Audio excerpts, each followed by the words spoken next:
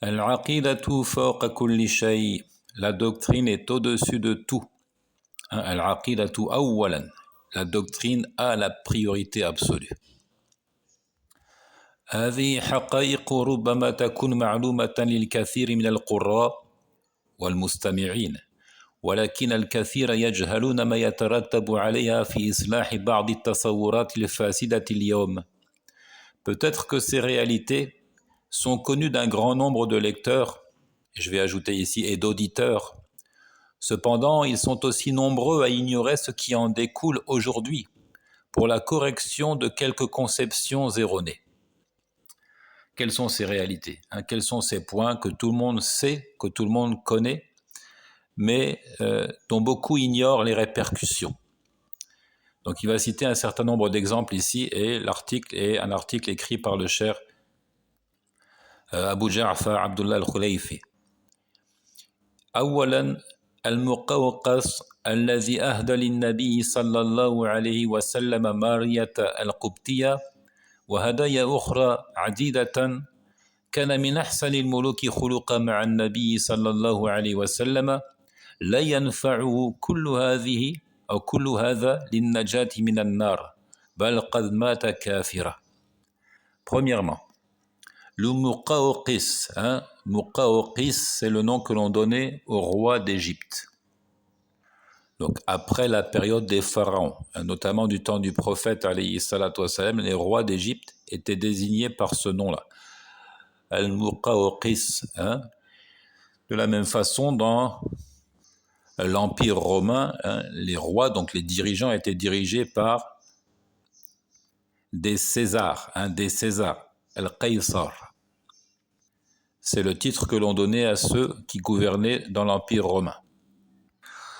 Dans l'Empire perse, le titre qui était donné aux souverains, aux dirigeants, c'est Al-Kisra. Et dans l'Empire abyssin, c'est Al-Najashi. Donc Muqawqis ici, ce n'est pas un nom propre, ce n'est pas le nom d'un homme, mais c'est le titre qui était donné au roi d'Égypte. Donc celui qui régnait à l'époque du prophète alayhi salatu wassalam a fait de nombreux cadeaux au prophète alayhi salatu wassalam. Il lui a notamment offert Maria la Copte, il lui a offert une femme, Maria al-Qubtiya, donc, qui est devenue une des mères des croyants, qu'Allah soit satisfait d'elle. Maria la Copte, ainsi que d'autres présents bien nombreux qu'il a fait parvenir au messager, alayhi salatu wassalam. Donc il était parmi les souverains qui se sont le mieux comportés avec le prophète, alayhi salatu wassalam. Surtout si on compare avec l'attitude de Kisra, roi des Perses, qui a donc déchiré le courrier qui avait été envoyé par le messager, alayhi salatu wassalam. Mais malgré cela, tout cela ne l'a pas aidé à échapper au feu de l'enfer. Il est plutôt mort en mécréant. Al-Muqawqis est mort mécréant. ولو أسلم ولم يهدي للنبي صلى الله عليه وسلم شيئا لكان ذلك أنفع له ولو جمع بين الأمرين لكان ذلك الكمال. S'il s'était converti à l'islam sans rien offrir au prophète alayhi salatu wassalam, ça aurait été plus bénéfique pour lui. Bon, évidemment, s'il avait fait la jonction entre les deux, si d'une part il s'était converti et d'autre part il avait fait des présents, des cadeaux au prophète alayhi salatu wassalam, alors il aurait atteint la perfection. Mais s'il y avait un choix à faire entre donner des cadeaux et demeurer mécréant, ou bien se convertir sans jamais rien offrir au prophète alayhi salatu wassalam, le bon choix était le second. S'il s'était converti à l'islam sans rien offrir au prophète alayhi salatu wassalam, ça aurait été plus bénéfique pour lui. Donc ça, c'est une première vérité. ثانيا النجاشي الملك الذي لا يظلم عنده أحد لو لم يسلم ما صلى النبي عليه الصلاة والسلام عليه ولا كان من أهل النار ولا ما نفعه عدله للنجاة من النار ولكنه أسلم وكان بسبب عدله أقرب إلى الإسلام. فلما عدل بين الناس في الأقضية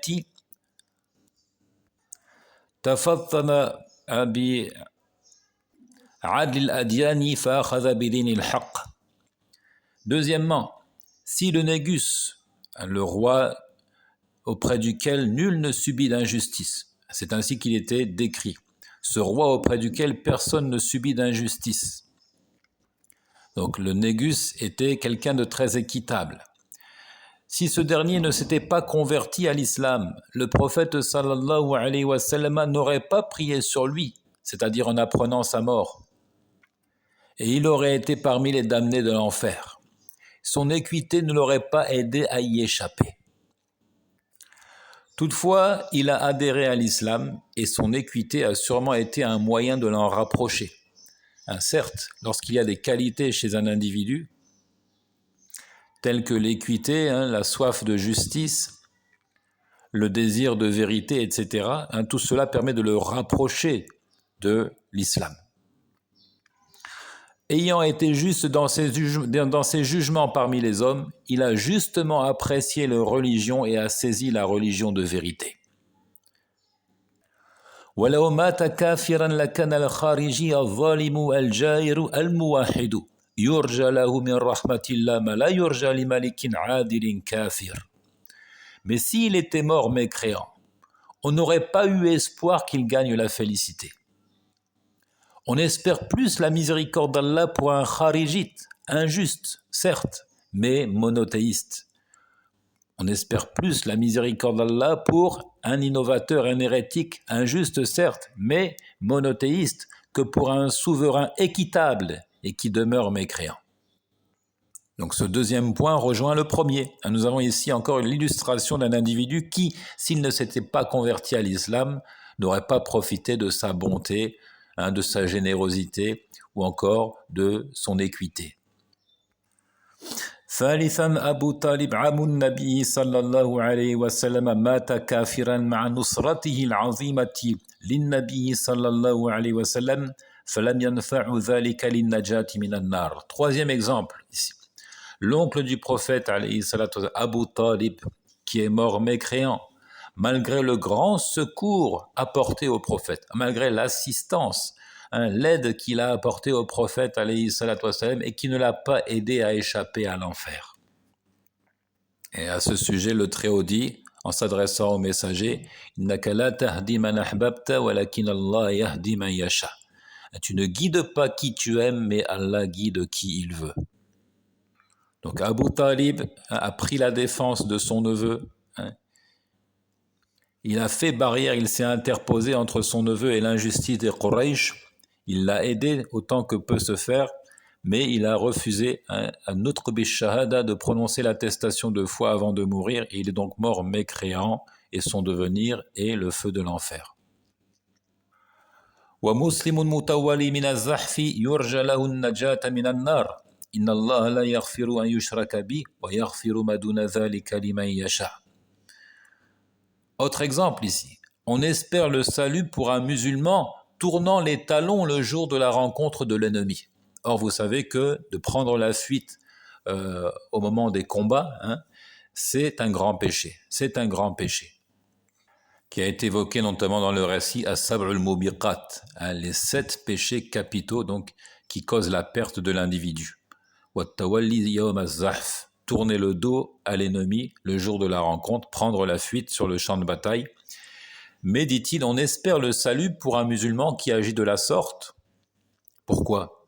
Simplement parce qu'il est musulman. Allah Azza wa Jal dit, Allah ne pardonne pas qu'on lui donne un associé. En dehors de cela, il pardonne à qui il veut. Donc Allah Azza wa Jal est en mesure de pardonner tous les grands péchés, à condition que l'individu ne lui donne pas d'associé, qu'il ne verse pas dans l'idolâtrie majeure, Ashirkul Akbar.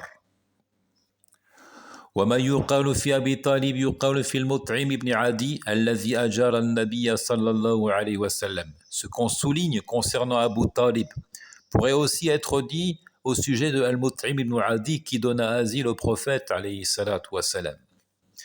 Et là je vais faire un ajout que le cher n'a pas dit ici, mais j'ajoute à cet article, on peut encore ajouter l'exemple de Ibn Jud'an, dans le récit rapporté par Muslim ibn Hibban, عن عائشة رضي الله عنها قلت لرسول الله صلى الله عليه وسلم إن ابن جدعان في الجاهلية كان يقري الضيف ويحسن الجوار ويصل الرحم فهل ينفعه ذلك؟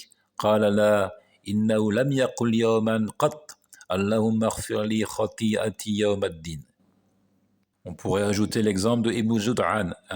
Aïcha dit, j'ai demandé au messager d'Allah, vois-tu Ibn Jud'an qui, durant la période pré-islamique, offrait l'hospitalité ou encore honorait ses invités, se comportait de la meilleure manière qui soit avec son voisinage et respectait le lien de parenté, cela lui profitera-t-il?